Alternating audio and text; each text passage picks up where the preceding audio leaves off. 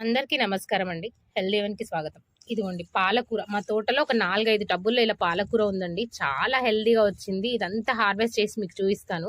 ఒక 2 టబ్బులు పెట్టుకున్నామనుకోండి, వీక్లీ ఒకసారి మనం పాలకూర తినేయొచ్చండి. ఎక్కువగా పెస్టిసైడ్స్ కొట్టేది పాలకూర పైన కదా!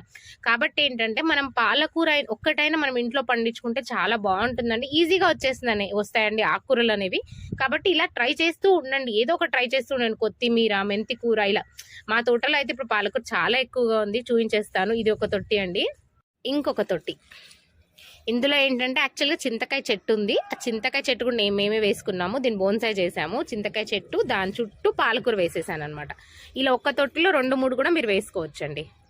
ఇదిగోండి ఒక మంచి లిల్లీ పువ్వు కూడా వచ్చింది. చూసారా ఎంత మంచి స్మెల్ ఉంటుందో తెలుసా ఇది. ఇది ఇంకొక తొట్టి అండి. కాకపోతే ఏంటంటే మేము హార్వెస్ట్ చేయక చాలా రోజులు అవుతుంది. హార్వెస్ట్ చేసేస్తాను ఈ రోజు మొత్తం. ఇదిగోండి ఇంకొక 2 తొట్లు ఉన్నాయి, చూపిస్తాను మీకు. ఇలా కూడా చిన్నగా అసలు ఇత్తనాలు కూడా మేము వేయలేదండి. దాంట్లో అవే పడి మొలిసింది ఈ పాలకూర. చూడండి టబ్. చూసారా ఎంత పెద్ద సైజ్ ఆకులు ఉన్నాయో చూసారా. చూడండి పెద్ద పెద్ద ఆకులు అయిపోయాయి. ఇవన్నీ కలిపి నేను ఒక రెసిపీ కూడా చేయించి చూపిస్తాను మీకు. చాలా హెల్దీగా ఉంటుందండి మన పాలకూర. మనం ఇలా పండించుకుంటే బయట పసర అనిపిస్తుంది, కానీ ఇది మాత్రం మంచి టేస్ట్ వస్తుందండి పాలకూర.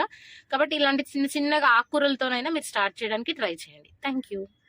ఇదిగోండి మన పాలకూర హార్వెస్ట్ అనేది స్టార్ట్ చేస్తాను. బుట్ట ఎంతవరకు వస్తుందో చూసేద్దాం.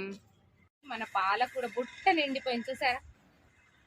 బుట్ట అంతా నిండిపోయిందండి మన పాలకూర. ఈ పాలకూరతో గనక మీరు చట్నీ కానీ, పప్పు కానీ, పాలక్ పన్నీర్ కానీ, పాలకూర ఐటమ్ ఏది మీరు చేసినా సరే చాలా టేస్టీగా ఉంటుందండి. ఒక్కసారి ఇలా ట్రై చేయండి.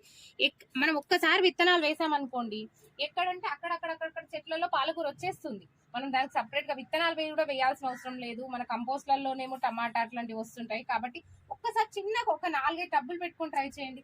చాలా హ్యాపీగా మన ఇంటికి మనం మన ఒంటికి మనం మన ఇంటికి మనం ఇలా హెల్దీగా పాలకూర తినేసేయచ్చండి. పాలకూరే కాదు రకరకాల ఆకుకూరలు ఇలా తినేసేయచ్చు. చాలా టేస్టీగా చాలా ఎమ్మీగా ఉంటుంది. కాబట్టి మీరందరూ ఒక చిన్న ప్రయత్నం చేయండి, చాలా బాగుంటుంది.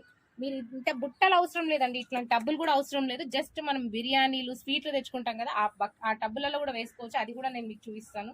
చూడండి ఈ రోజు మాత్రం నాకు చాలా హ్యాపీగా ఉంది. అసలు ఎంత పాలకూర వచ్చిందో చూసేయండి. బుట్ట నిండిపోయింది అసలు.